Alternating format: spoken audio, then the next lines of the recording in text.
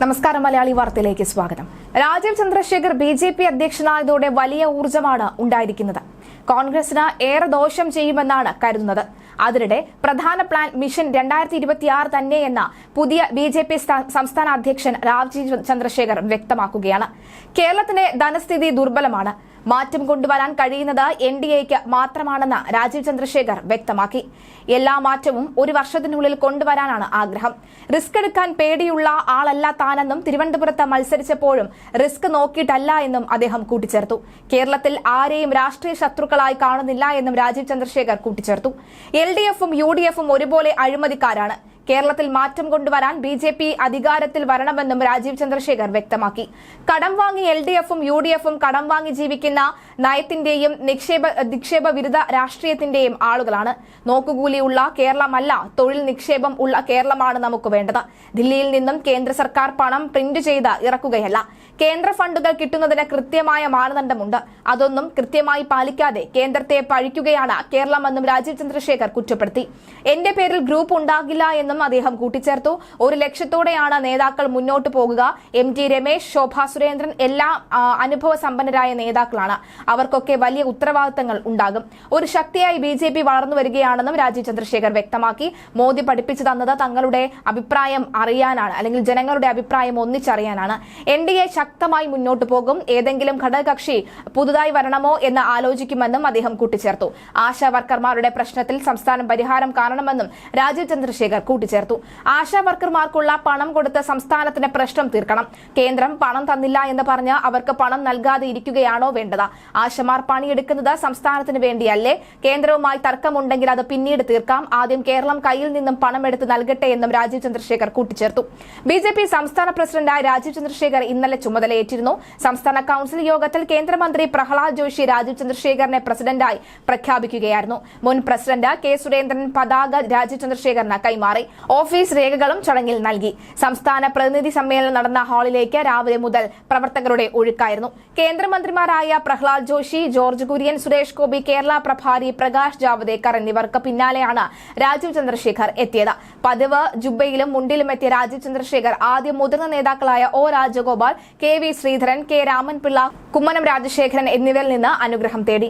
സംസ്ഥാന കൌൺസിൽ യോഗത്തിന് ശേഷം ഹോട്ടലിൽ BJP കോർ കമ്മിറ്റി യോഗം ചേർന്നു. വരുന്ന തെരഞ്ഞെടുപ്പുകളിൽ കേരളത്തിൽ BJPക്ക് നിലവിലുള്ള 20% വോട്ടിൽ നിന്നും 30% മുകളിലേക്ക് വർദ്ധിപ്പിക്കണമെന്ന ലക്ഷ്യത്തോടെ പ്രവർത്തിക്കാനാണ് നിർദ്ദേശം. 40 മണ്ഡലങ്ങളിൽ 30% വോട്ട് പിടിക്കാനുള്ള പ്രവർത്തന രൂപരേഖ തയ്യാറാക്കാനും നിർദ്ദേശമുണ്ട്. ലോക്സഭാ തെരഞ്ഞെടുപ്പിൽ കിട്ടിയ വോട്ട് ശതമാനം വിലയിരുത്തി കോർ കമ്മിറ്റിയും പ്രഭാരിയും ചേർന്നുണ്ടാക്കിയ പ്രവർത്തന തന്ത്രം ദേശീയ നേതൃത്വത്തിനും കൈമാറിയിട്ടുണ്ട്.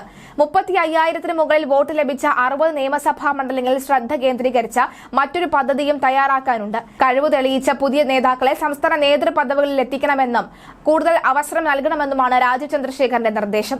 മറ്റ് ഉപാധികളിലൂടെ നേതൃത്വത്തിലേക്ക് ആളുകളെ കൊണ്ടുവരുന്നതിനോട് അദ്ദേഹം വിയോജിപ്പ് അറിയിച്ചു എന്നാണ് വിവരം. BJP അധികാരത്തിലെത്തിക്കുകയാണ് പാർട്ടി ദേശീയ നേതൃത്വം തന്നെ ഏൽപ്പിച്ച ദൌത്യം. അത് പൂർത്തീകരിച്ച് മാത്രമേ താൻ മടങ്ങിപ്പോവുകയുള്ളൂ എന്നും പുതുതായി ചുമതലയേറ്റ BJP സംസ്ഥാന അധ്യക്ഷൻ രാജീവ് ചന്ദ്രശേഖർ മാറ്റം കൊണ്ടുവരലാണ് ദൌത്യമെന്നും ആ മാറ്റം കേരളത്തിൽ ഉണ്ടാകണമെങ്കിൽ BJP അധികാരത്തിൽ വരണമെന്നും അദ്ദേഹം പറഞ്ഞു. തിരുവനന്തപുരത്ത് തന്നെ സ്ഥാനാർത്ഥിയാക്കിയത് അപ്രതീക്ഷിതമായിരുന്നു. അന്ന് നൽകിയ മറുപടി തന്നെയാണ് ഇപ്പോഴും പറയാനുള്ളത്. സന്തോഷകരവും അഭിമാനകരവുമായ ഒരു ഉത്തരവാദിത്തമാണ് പാർട്ടി എനിക്ക് നൽകിയിട്ടുള്ളത്. പാർട്ടി പ്രവർത്തകരോടും നേതാക്കളോടും നന്ദി പറയുന്നു. സംസ്ഥാന അധ്യക്ഷനായി ചുമതലയേറ്റ ശേഷം പാർട്ടി യോഗത്തെ അഭിസംബോധന ചെയ്തുകൊണ്ട് രാജീവ് ചന്ദ്രശേഖർ പറയുകയായിരുന്നു. 19% വോട്ട് വിഹിതം ഉയർത്തി രാഷ്ട്രീയ വിജയം നേടാൻ കഴിയണം. മാരാർജി മുതൽ സുരേന്ദ്രൻ വരെയുള്ളവർ കഠിനാധ്വാനം ചെയ്തിട്ടാണ് ഇവിടം വരെ എത്തിച്ചത്. ഭാവിയെക്കുറിച്ച് ചിന്തിക്കുമ്പോഴും ഈ ബലിദാനികളുടെ ത്യാഗം ഒരിക്കലും മറക്കില്ല.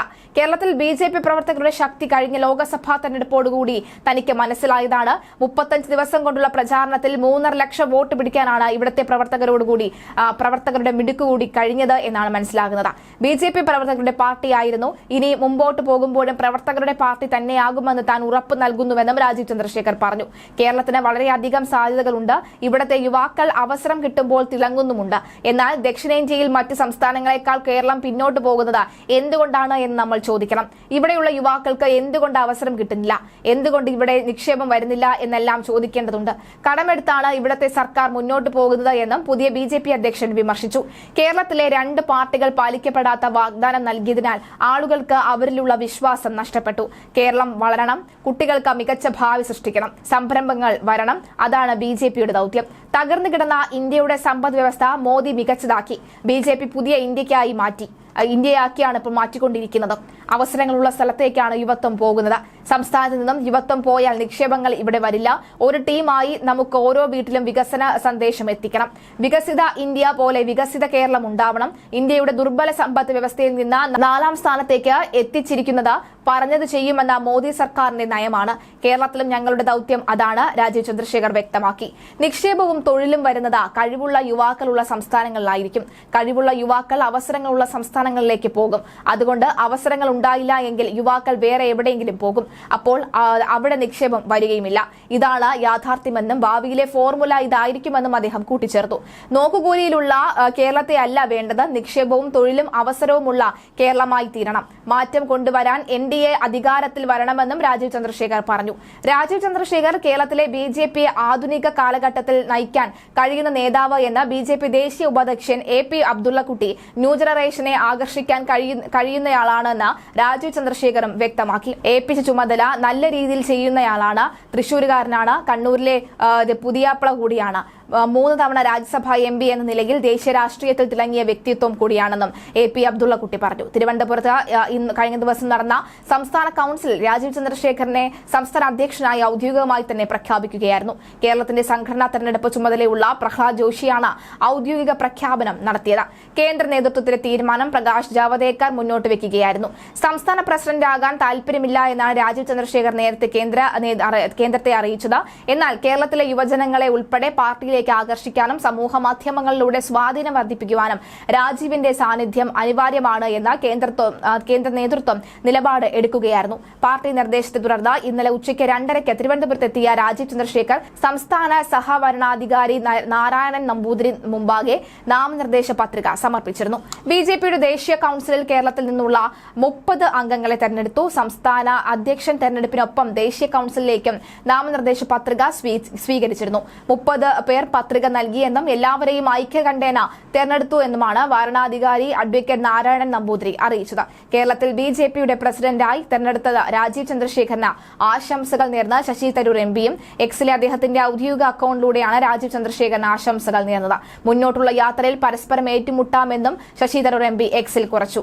കഴിഞ്ഞ ദിവസം പ്രതിപക്ഷ നേതാവ് VD സതീശൻ രാജീവ് ചന്ദ്രശേഖറിന് ആശംസകൾ നേർന്ന വിവാദമായിരുന്നു. രാജീവ് ചന്ദ്രശേഖർ BJPയുടെ ഐഡിയോളജിയുള്ള ആളല്ല എന്നും മിത്തവാദിയാണ് എന്നുമുള്ള പ്രചാരണം വെള്ളപൂശൽ മാത്രം. കേന്ദ്ര സഹമന്ത്രിയായിരിക്കെ വർഗീയത ആളിക്കത്തിക്കാൻ ശ്രമിച്ചതിന് കേസിൽ പ്രതിയായ രാജീവിനെയാണ് BJP ഐഡിയോളജിക്കാരനല്ല എന്നുമാണ് പ്രതിപക്ഷ നേതാവ് VD സതീശൻ വാഴ്ത്തിയത്. ഇതാദ്യമായാണ് സംഘപരിവാർ പശ്ചാത്തലമില്ലാത്ത ഒരാളെ BJP അധ്യക്ഷ സ്ഥാനത്തേക്ക് നേതൃത്വം കൊണ്ടുവരുന്നത്. കേരളം പോലൊരു സംസ്ഥാനത്ത് ഇനിയും പിടികിട്ടാത്ത വോട്ടുകൾ രാജീവിലൂടെ നേടിയെടുക്കുകയാണ് ലക്ഷ്യം. ഉയർന്ന ജാതിയിൽപ്പെട്ട കോൺഗ്രസിന്റെ പരമ്പരാഗത വോട്ടുകളാണ് രാജീവിലൂടെ BJP സ്വപ്നം കാണുന്നത്. യുവാക്കളെ ആകർഷിക്കാനും അദ്ദേഹത്തിന് സാധിക്കുമെന്നും നേതൃത്വം വിലയിരുത്തുന്നു.